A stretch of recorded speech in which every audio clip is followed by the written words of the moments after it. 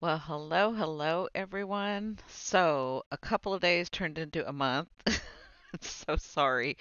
Um, so, to give you a sort of understanding of me, if you don't already know me, but a lot of you kind of already do. But if you've just started listening to me and watching my videos, I want to thank you first of all, and welcome to this group. We're really eclectic. I'm very Yeah, I'll use the word eclectic for myself. Anyway, uh, with astrology, if you can give you some understanding, my chart is ruled by Uranus, and if you know anything about Uranus, it's like it will change on a dime. So, as much as I would love to like stay in one place and be that person that never left uh, their home and is nice and settled, and it just doesn't happen that way. I mean, even through my 20-year marriage before my husband crossed, we were always traveling. I mean, he was military, so we were always traveling, country in country, out of country, in state, out, different states, whatever. It's just who I am. So at this point, my goals are like to try to settle down, but I mean, shit just happens. And so that's kind of what's happened is my world went whoop and just kind of changed.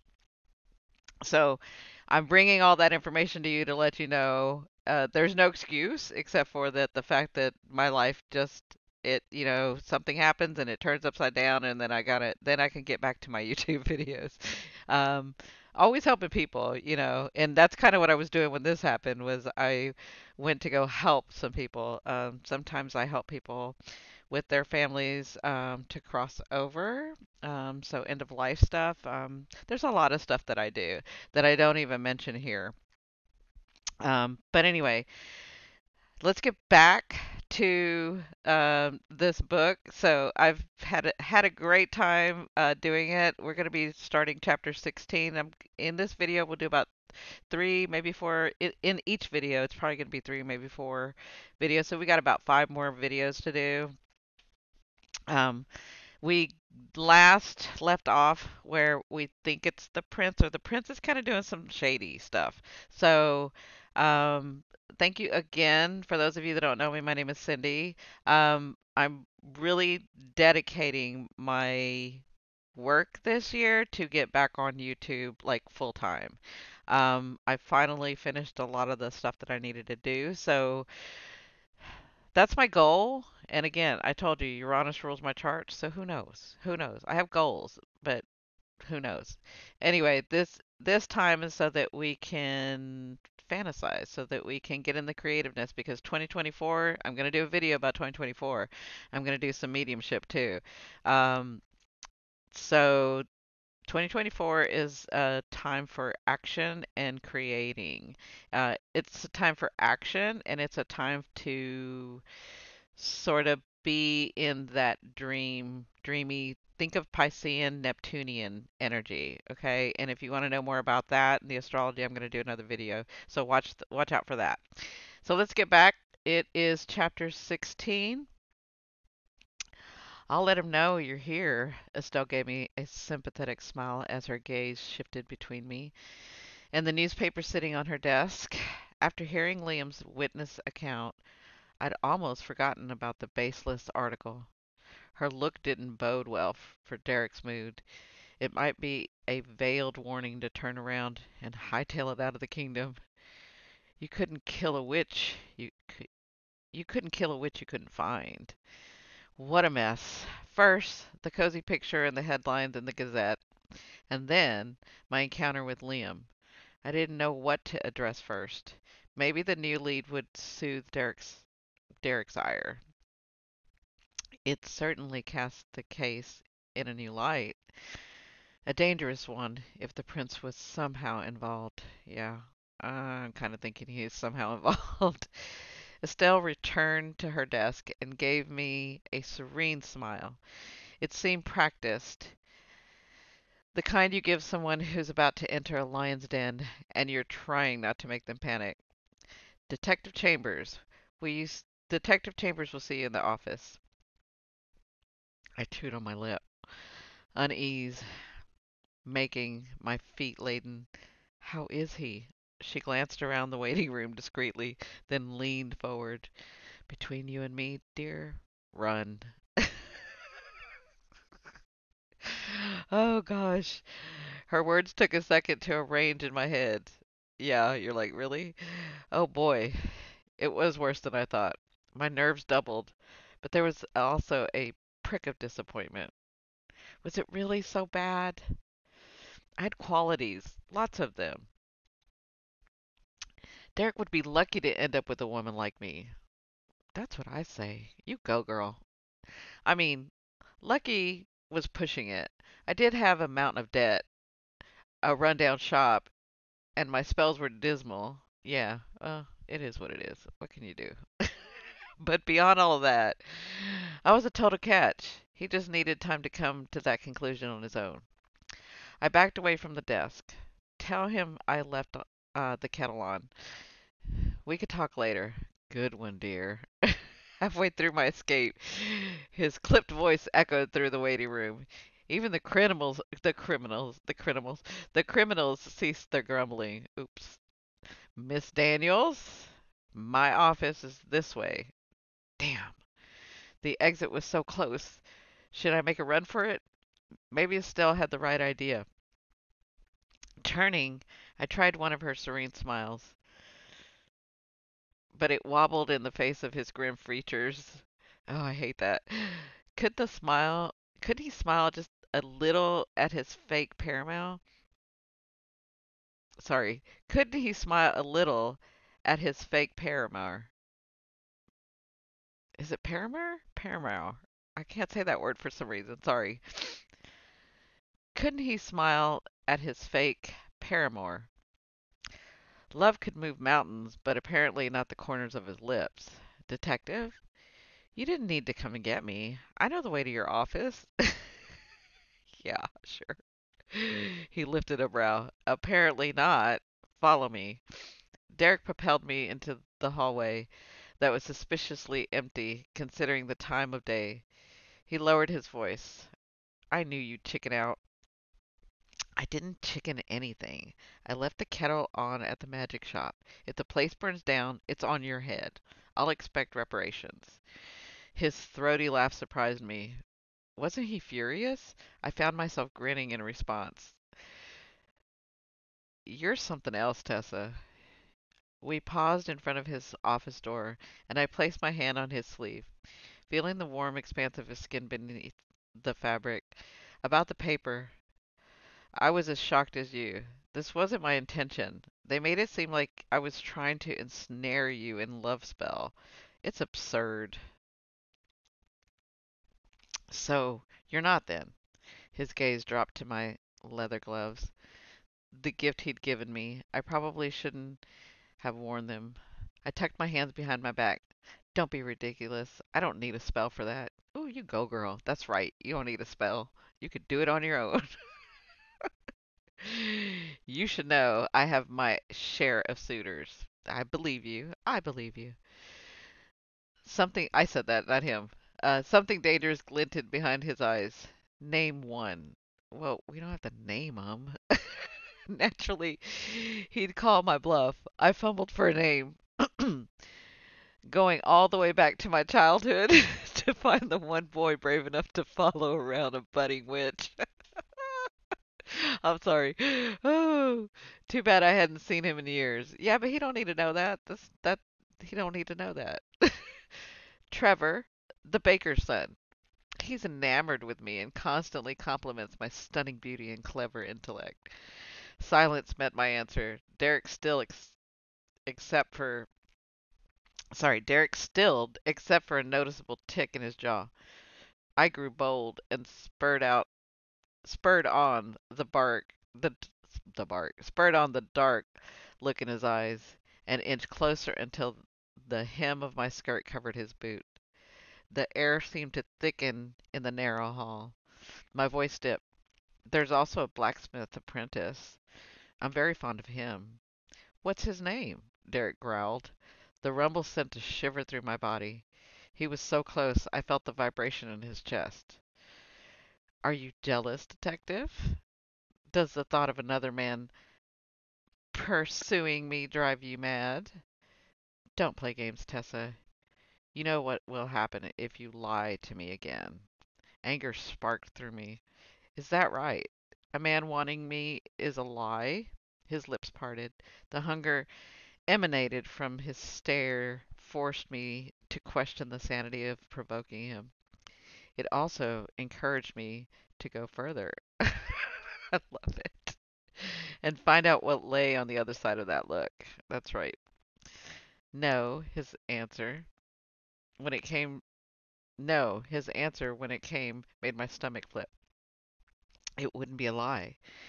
It's more possible than you realize. His hand circled my waist, bringing me flush against him. Oh, okay. Well, my heart pounded. My heart pounded. The liquid heat flowed through my body. There wasn't anything gentle about the way Derek gripped my hips. It was like he was staking claim against my fictional suitors. This wasn't a game, at least, not when I had any shot at winning. But with his mouth hovering near my ear, he made me want to play. God. Okay. I guess this is where I should stop and tell you guys, if you haven't heard me before, sometimes there's laughing because I have not read a romantic, spicy, I guess you guys are calling it spicy book in a while. I better not see either of them around given our current situation. It's a blip in the papers. My mouth felt dry as sand. I wet my lips. Tomorrow will be forgotten. You think the public has such a short memory? I certainly don't. It'll take a hell of a lot more than the next day's news to make me forget this. Well, have them print a retraction. Not a chance. Besides, it's too late for that. Derek pushed open the door, releasing me at the same time Prince Marcus rose from his chair. Oh, this whole time and there was somebody on the other side? Naughty, naughty, naughty, Derek. Tessa, it's a pleasure to see you again. Please, come in. We need to talk. Your Highness, I stammered. His presence was a bucket of ice, water dousing the simmering heat from the hallway. Liam's warning echoed in my mind. How was I supposed to tell Derek what I had learned with Prince Marcus in attendance? It would have to wait. Have a seat, Tessa. Have a seat, Tessa. Derek rounded his desk and waited for us both to be seated before he took his own. There was a whipcord tension in the set of his shoulders. Either he was still affected by our hallway encounter, or he knew what was coming before I did. I'm going to say it was a little bit of both. Prince Marcus faced me. It seems we have a situation on our hands, but I think it's perfect. You do? It's the kind of distraction we need. It will take the kingdom's mind off the murder. A relationship between you two will drown out the speculation and keep details of the case off of the front page. Smart. I questioned the prince's motives, curious to see if he welcomed the distraction too. This was royal propaganda at its finest. Love and murder went hand in hand, and if there was anything more salacious than a crime, it was a scandalous romance between a royal detective and a low-born witch. Oh, yeah, I love that. Is this what you want? I held my breath after asking the question, a secret part of me wanting Derek to say yes and mean it. It's what's best for the case. His hands clenched around the edge of the desk. He was following orders. Whatever he wanted wasn't up for discussion. It was clear he disapproved. Could I blame him? This went way beyond the simple partnership. Things could get messy. They always were. Well, whatever's best for the case then. Prince Marcus cleared his throat. Don't worry, Tessa. It's a temporary arrangement. I understand how this could make your life difficult. You'll be compensated accordingly. Money? They were going to pay me to be Derek's love interest? It was too ironic. I should have been thrilled, but the transaction felt dirty. I refused to meet Derek's stare, even though I felt it like a weight around my neck. I could use the money. Great, it's settled. Was it settled? It didn't feel that way. I shifted in my seat, hating this moment. The prince continued. We'll test the waters tomorrow evening. The Lockwoods are planning a small memorial dinner to honor Ella, and my father has offered to host. There will be a wreath laying at the fountain. A few select guests have been invited along with the owner of the Gazette. You'll be expected to speak with him. A sour taste flooded my mouth, made more bitter by the prince's charming smile. He wore it like a mask, and I longed to delve beneath it, to the truth below the surface. The only benefit of tomorrow's ordeal would be the opportunity to observe his demeanor. Derek and I just had to pretend to be lovers first. I don't really think you have to pretend. We kind of already know. If you'll excuse me, I have some preparations to make.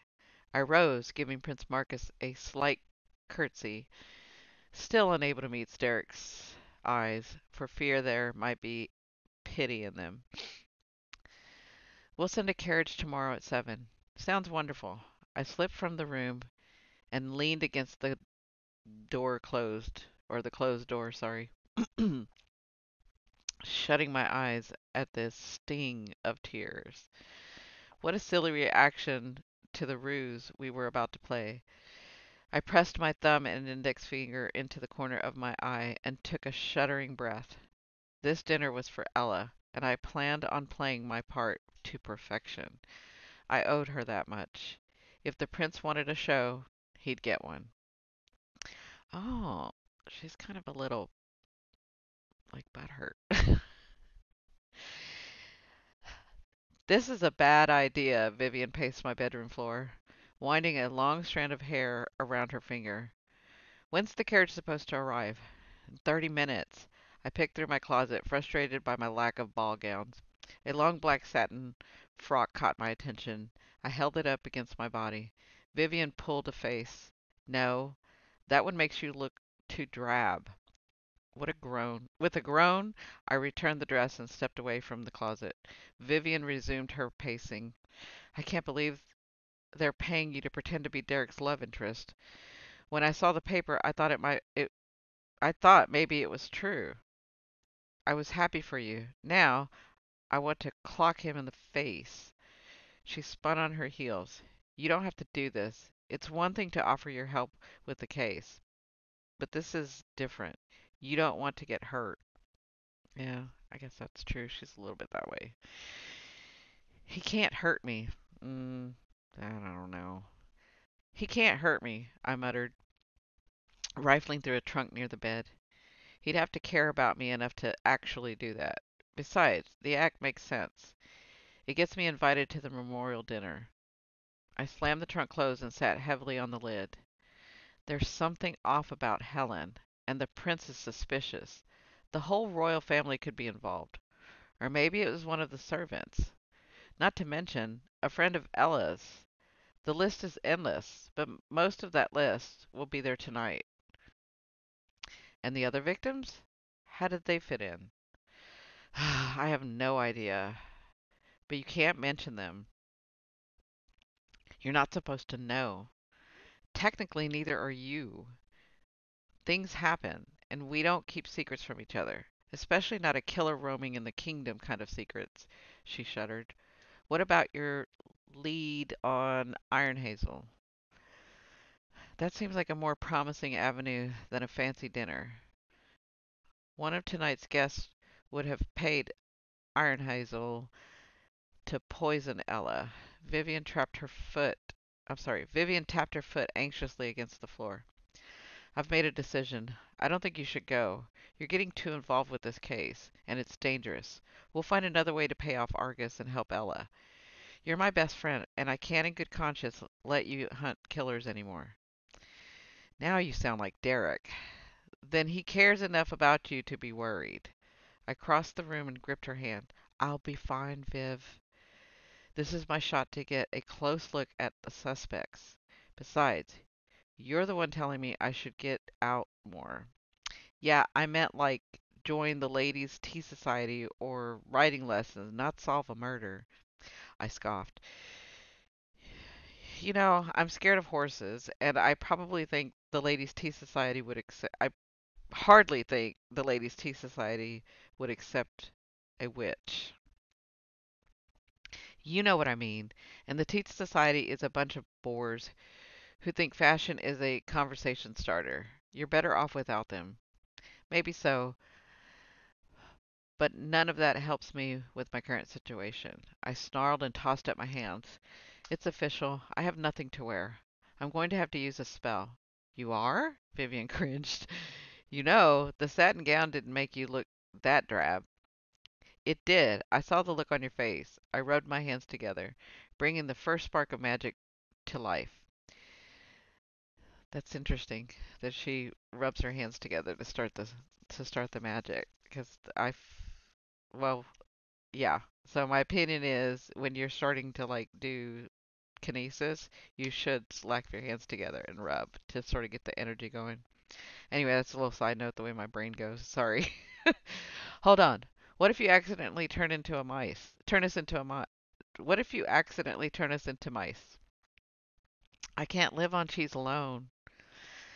That made me pause. I probably won't. Comforting. Let me step behind the changing screen before you go full spell. She scurried over for cover. Her faith in me had reached a new low. I mean, she is your best friend. She's going to tell you the truth. Closing my eyes, I took a cleansing breath. How hard could it be? I transformed Ella's gown, and while that scenario hadn't worked out exactly in her favor, she had looked good. Behind my eyelids, I imagined an emerald gown with an empire waist, lace gloves that skimmed past my elbows, and a crown of crystal flowers woven through my auburn curls. Oh, that's pretty. I popped one eye open. Nothing yet. What was I doing wrong? I refocused, channeling all of my mental energy. Sensation flowed through my body, starting in my fingers and rushing to my feet. Light shot from my palms. Vivian screeched and poked her head from behind the screen. You did it! And nothing is broken! Don't seem so shocked.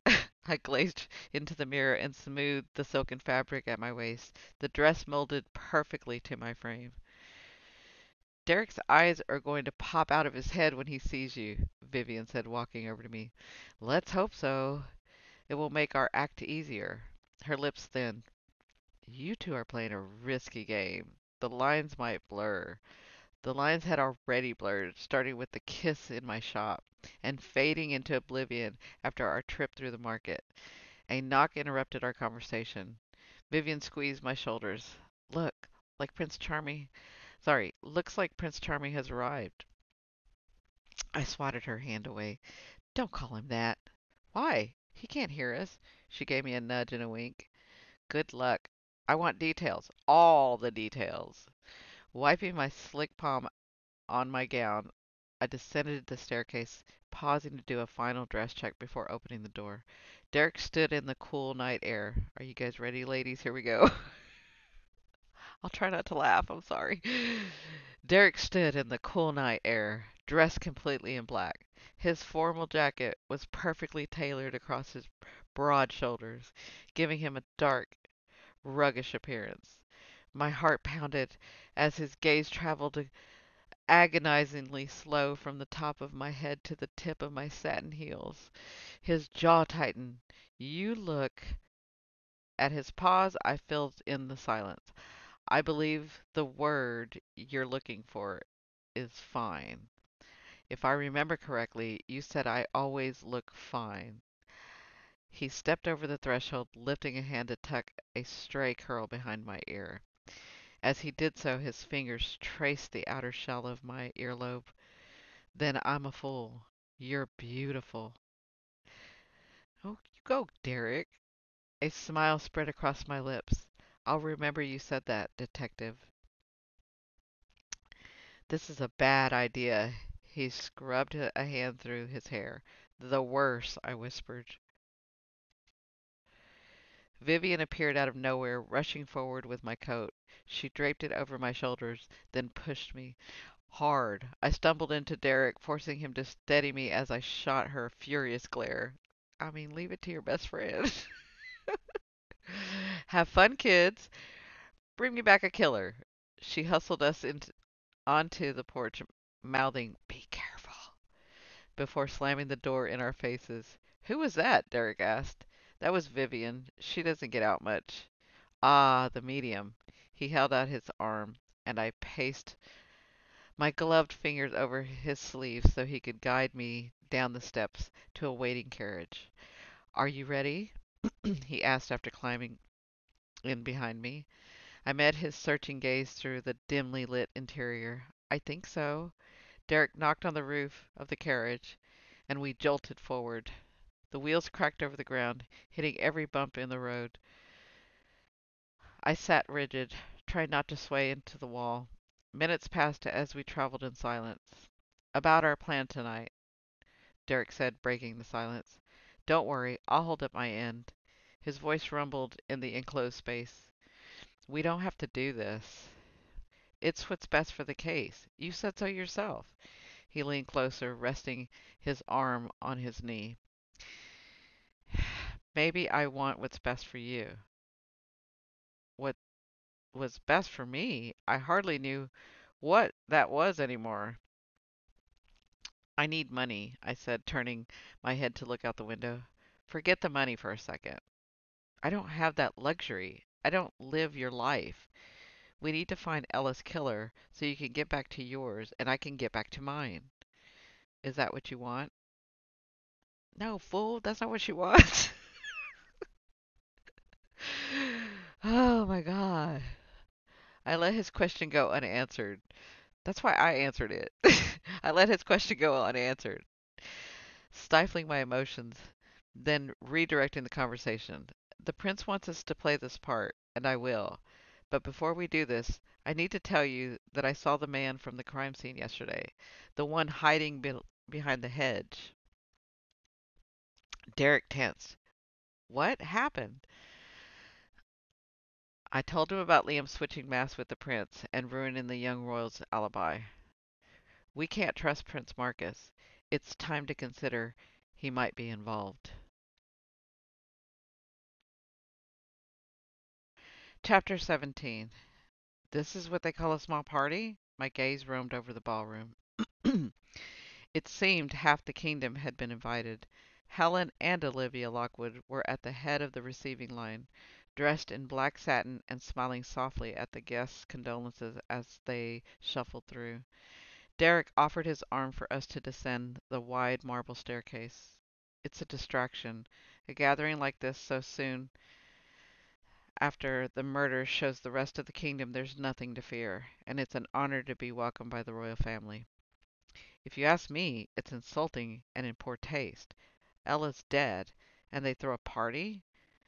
If someone you cared about had been killed, would you be able to stomach this affair? The muscles in Derek's forearm clenched, and he paused on the steps. If someone I cared about was murdered, I wouldn't stop until I found the killer. That's your job, detective. Yes, it's my job. I've made it so. Something lurked in his tone, a painful note that hinted of past hurt. Had he lost someone he loved? It was ridiculous that I envied whatever memory formed his hardened expression. Maybe there's more to you than I thought, I said as we reached the bottom of the stairs and stepped into the receiving line. His arms wrapped around my middle, pulling me against his chest. Our act had already begun. To our left, a trio of guests whispered behind their fans, watching us with gossiping intent. You go. Let them ladies do whatever they're going to do. What do you mean? He murmured close to my ear. Well, on the outside, you're nothing but rules. Straight-laced, methodical, impassive. Cold-hearted, if I remember correctly. I did say that, twisting his twisting in his hold. I pressed my hand over his heart to feel a rapid rhythm that matched my own. Here, though, you're a bit lawless, maybe even ruthless. The line moved, and he nudged me forward. His head dipped as he whispered, I can be ruthless when someone threatens something I am important to me. Like one of your cases, amongst other things. What other things? What's important to you besides justice? Someone you're close to? A girlfriend, perhaps? He didn't answer and instead turned me to face the front of the line. Frustration clenched my fist. I'd answered his personal questions that day in the carriage, yet he refused to do the same. I'll find out, you know. I'm pretty good at playing detective. He emitted the wry sound. I believe you. You knock down every wall someone puts in your path.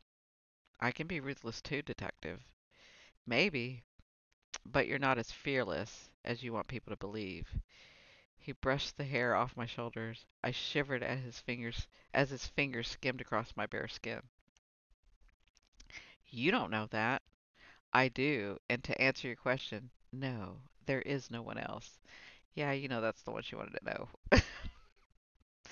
We reached the front of the line. Olivia Lockwood bent her head and offered us a weak smile. Detective Chambers, Miss Daniels, thank you for coming. Her eyes narrowed and her tone soured. I saw the papers. I'm happy for both of you. Mm-hmm. You know Miss Jealous over there. Derek took her hand in a comforting gesture. Whatever you've read, Ella's case has our full attention. But not the Gazette's. We're old news. Her lip flattened into a grim line. Even this gathering isn't really about Ella, is it? It buys our silence, gives closure where there is none, so everyone can return to their lives confident they've paid their respect while the case grows cold. Hush, mother, Helen hissed, placing a hand on her shoulder. This isn't the place. No, it's not the place, is it? A scene wouldn't help our case. Sorry, a scene wouldn't help our cause. Only finding the killer or maybe another murder. Mother! Helen's face burned red, and she looked around to make sure no one else paid them any attention. Is it true, detective? Were there others? Is my stepdaughter dead because you couldn't do your job? Regret flashed across Derek's features. We're investigating every angle, Mrs. Lockwood. It's not enough, detective. Olivia turned on her heel and plunged through the crowd. Onlookers gaped and whispered in her wake. Helen winced. I apologize for my mother. She's overwrought. One of the servants heard a rumor while in the market yesterday. There are so many rumors. If one believes them all, Ellen's killer was a was part beast.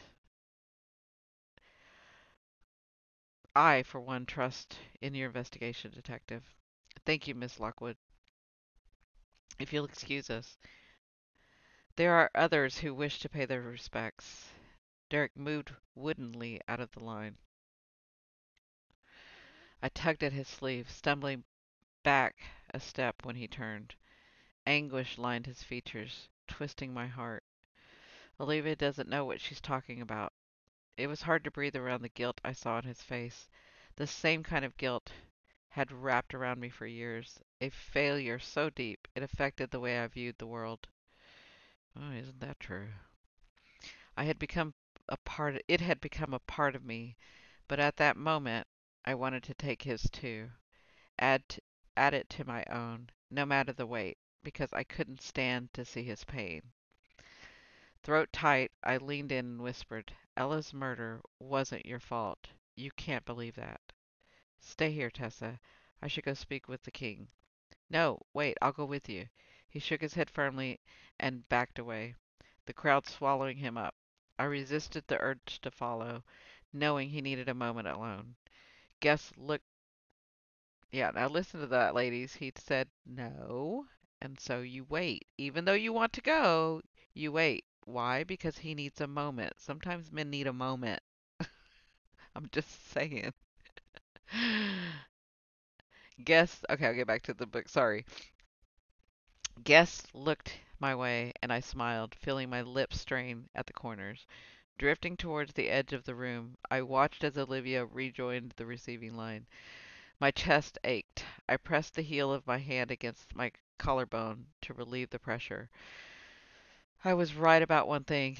Derek might seem impenetrable on the outside, but inside he was racked with guilt over the murders.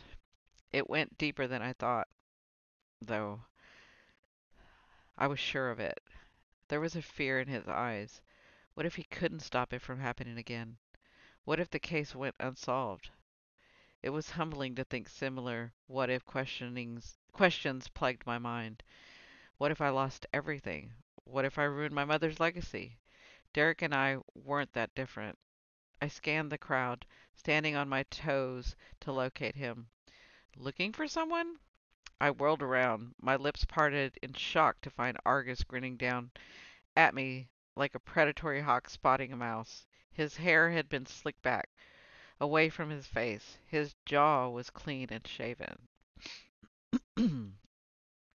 He blended in among the rich guests, dressed in formal black suit, white shirt, and starched collar. Only I knew he was a wolf in the henhouse. What are you doing here? I dragged him into the enclave. Are you following me? Sorry, he said it says alcove and I said enclave. I dragged him into the alcove. Are you following me? You said I have until the end of the month. Argus tapped his knuckles under my chin, making me snarl. Which, not everything is about you. You forget. I am a man of means. Ill-gotten means? He shrugged. Gold is gold, where these people are concerned. How I came by it makes no difference. Besides, some of my fortune is legit.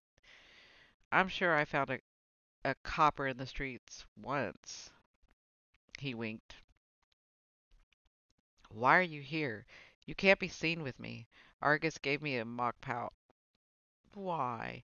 You don't want your illustrious detective to know you associate with a man of my reputation? Will he be disappointed?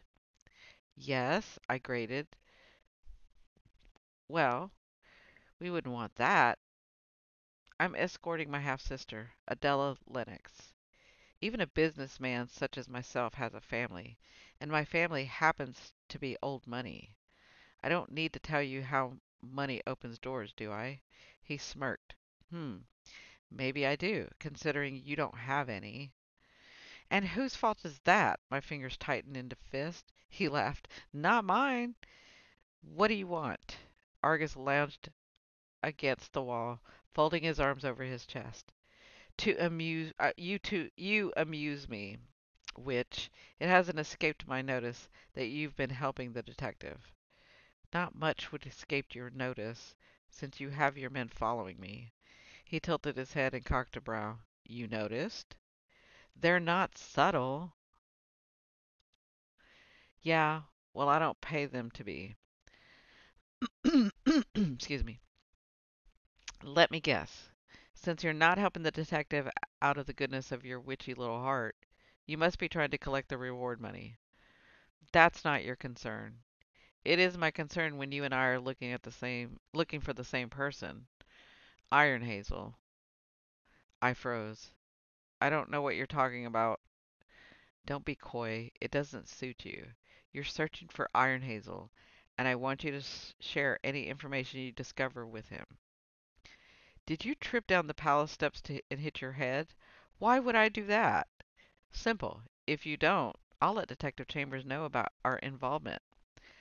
What will he do when he learns you're indebted to a gangster and only after the reward money?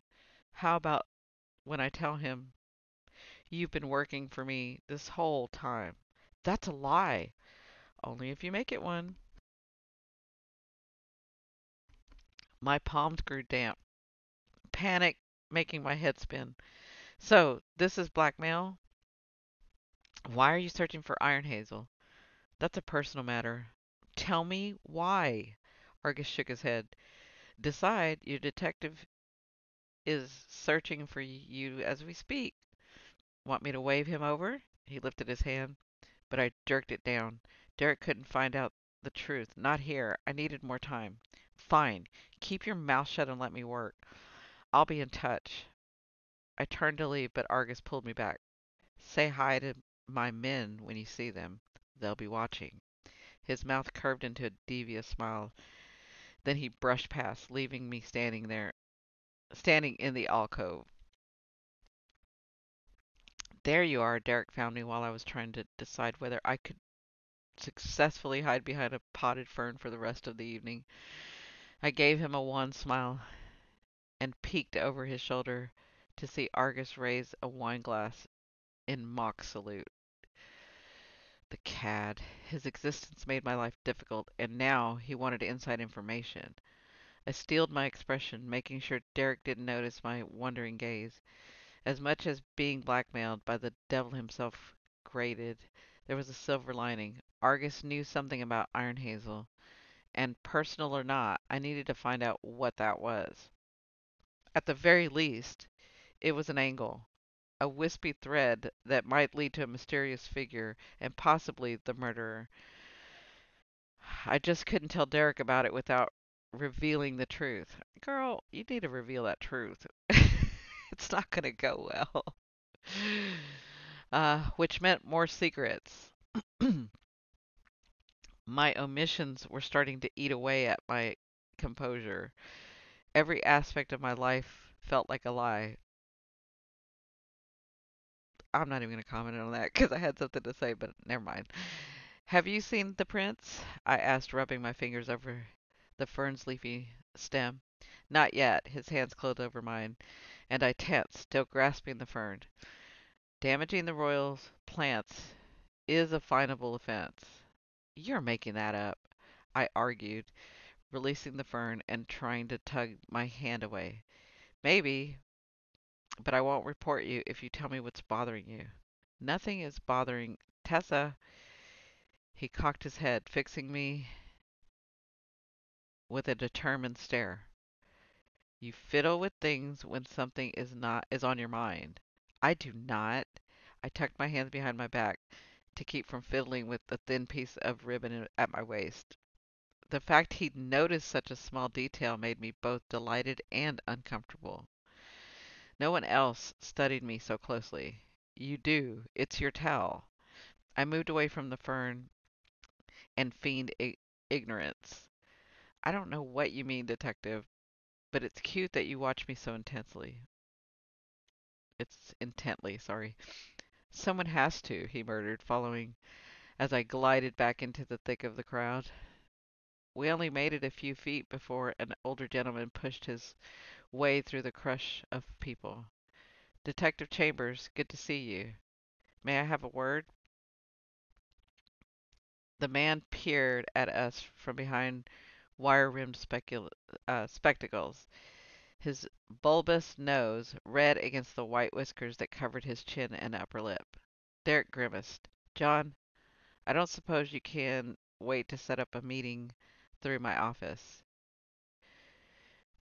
You never accept my request. The man held out his hand, focusing his attention on me. And you must be Tessa Daniels, the witch. I'm John Lincoln, owner of the Ever Gazette. Surely you can persuade Detective Chambers to give me a moment of his time.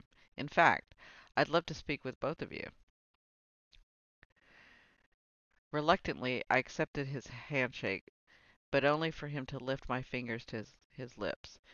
John's mustache bristled against my knuckle, and I slipped into character, turning on the charm. It was time to act like a besotted fool for the papers. Derek and I would be happy to answer your questions. John smirked, his squinty eyes narrowing into slits. You would? Detective Chambers never answers my questions. Because case details aren't public, John. Derek glowed at the way the man lingered over my hand. No, I suppose they're not. Gotta ask anyway. Do you have any leads on the Lockwood investigation? Derek smiled blandly. refusing to answer. John didn't seem fazed. He switched gears and fired off another question. Rumors are there might be other murders linked to the case. Is this true? I fiddled with the ribbon at my waist, unable to stop the jolt of worry at the probing questions. Derek was right. I had to tell. He noticed and snagged my hand, interlocking his fingers through mine. Is the Gazette in the habit of printing rumors? Because I heard the killer might be a werewolf. Should we look into the moon phases and start carrying silver spikes? John threw his head back and laughed. That would help us spell. That would help sell papers. Readers love the supernatural, and it turns out they especially love our local witch. An oily grin spread across his lips, revealing a set of crooked teeth. Readers want to know how you put the kingdom's most eligible bachelor, second only to the prince, under your spell, and whether they can buy a bottle of it at your shop. My insides withered at the jeering note in his voice.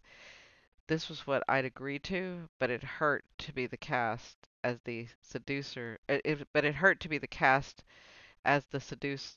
Sorry, I agreed to, but it hurt to be cast as the seducer in our situation, especially one that seemed like a bottom feeder, grasping for someone above her station.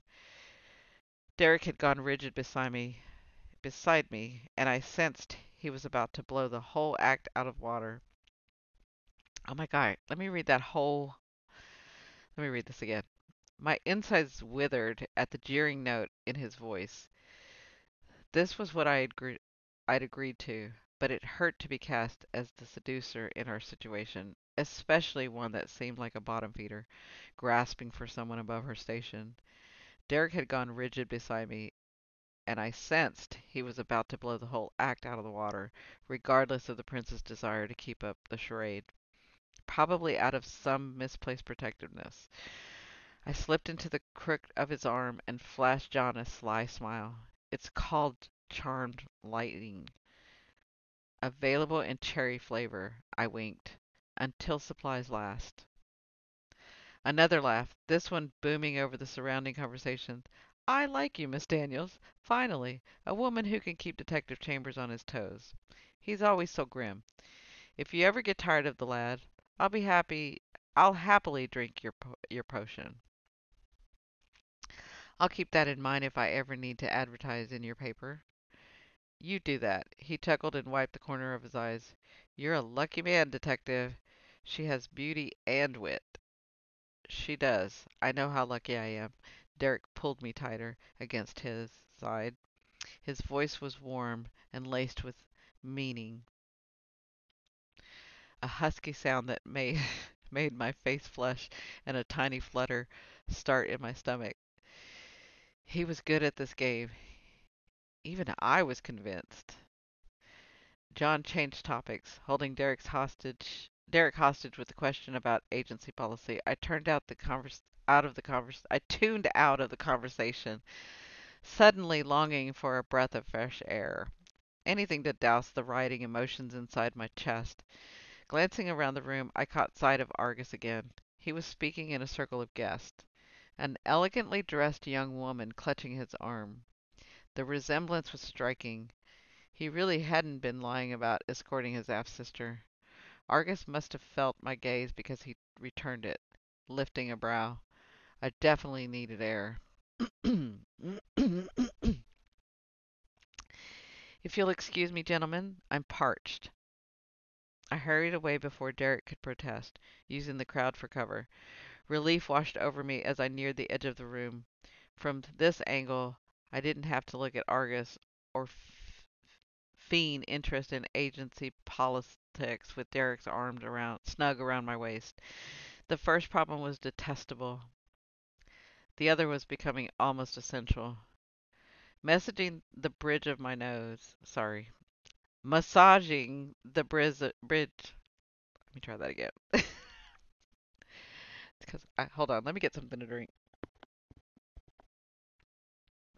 Okay. Massaging the bridge of my nose, I scoured the ballroom for the missing prince. Where was he? There wouldn't be many opportunities to watch his behavior. In fact, this would probably be the only chance I'd get. I couldn't let Liam's trip go to waste, since he'd risked his job and probably his life to bring it to me. With one last glance to check nobody was watching, I inched behind the marble statue to observe the room unseen. Helen and her mom held court near the winding staircase. Olivia Lockwood appeared drawn and exhausted, but Helen seemed to thrive under the attention. I watched her sip from her wine glass, dabbing her eyes with the handkerchief, ever so often while regaling her audience with some tale. It looked forced, as if maybe Derek and I weren't the only ones putting an act on. What a tragedy. I can hardly believe it, a woman's stage whispered on the other side of the statue. Her comparison made a noise of agreement, and I peered around the marble elbow at the two ladies, hoping to catch snippets of their gossip. Maybe something would turn out to be useful. Honestly, he's too good for her. A witch of all things, not even a talented one. I heard she once set a barn on fire with one of her spells. Thankfully, her mother arrived to cast a rain spell, or the whole structure would have been lost. She, rest her soul, was the last of the good ones. Have you seen Mrs. Anderson's hair? The underside is still green from using one of the witch's potions. Poor thing, can't leave her house for another week. I don't know what Detective Chambers sees in her. It's only a matter of time before he comes to his senses and finds someone more suitable. I shrank behind the statue, horrified at the gossip. The gossip wasn't about the murder, but about me. Shame stabbed my chest while the two ladies continued their banter, listing my faults and failed spells before wandering away from the statue. Tears stung my eyes. I pressed my thumb at the source. You look like you need it. This. You look like you need this. Abrams approached with a glass of wine. I accepted the offer but didn't drink it. Let me guess. Derek asked you to keep an eye out on me tonight. Guilty. He gave me the signal when you slipped away and left him at the mercy of John Lincoln. He tasked and sipped from his glass. He tisked and sipped from his glass, tossing it back until nothing remained. Not that I blame you. I'm actually grateful. This beats overnight rounds by the docks. I'm supposed to keep a low profile and make sure no one gives you a hard time. Don't tell him I approached you and gave up my cover. Seems like you and I are constantly keeping secrets from Derek. I'll keep yours if you don't tell him about the two ladies. I'm already mortified as it is. Deal. Drink your wine. It will make you feel better. I swirled the red liquid in the glass and scoffed. I don't know if I'll drink anything ever again. Not after what happened to Ella. Abram's eyes widened and he stared into the empty glass. I choked on a laugh. I'm sure your wine was fine. I don't feel dizzy. You don't feel dizzy, do you? I don't think so. But if I die, you have to promise to destroy the strong box under my bed. He grinned, a mischievous light in his eyes. More secrets, Abrams? I might have to tell on you after all. Not secrets, love letters, he shuddered. The sappy kind. No man should be caught dead with them. Ruins their mysterious image. I see. I'll make sure to take care of them for you. He tipped his empty glass of wine into mine. What about you? What's the one thing you want to keep hidden? Your greatest fear? The playfulness had left his voice, and I bit the side of my lip, not liking the edge of his tone. Even though we had developed a camaraderie, he was one of Derek's officers. Revealed too much, and all my hard-won secrets could wind up in Derek's hands before I was ready to explain them. I handed Abrams my full wine glass. If I think of one, I'll let you know. I'm going to get some fresh air on the terrace. I won't go far. Abrams nodded and I slipped past him on the side out the side door. When I looked over my shoulder, he was still watching me. I felt the track of his gaze until I moved out of view. A shiver worked its way up my spine at the thought he might have seen me talking with Argus. I'd have to be careful. It was easy to forget that I was technically an outsider, and Abram's loyalty belonged to Derek. The terrace was lit with rows of lantern, and guests mingled near the railing. I made my way to the gravel path leading deeper into the courtyard. The night air was cool, but felt wonderful after the stuffiness in the crowd ballroom. My shoes crunched over the stones, becoming the only sound as the hushed voice of on the terrace faded. I recognized the path as it wound its way along the side of the castle. The enormous clock tower loomed overhead. In the distance was the fountain where they'd found Ella, the giant stone basin illuminated by flickering lanterns. A man sat on the edge, staring in. Prince Marcus rolled up the sleeve of his white shirt and plunged his hand into the black water. Strands of hair fell across his eyes, and his lips moved as he muttered to himself. I crept closer, trying to be as soundless as possible. Where is that blasted thing? He swirled his arm through the basin at the edge of the fountain.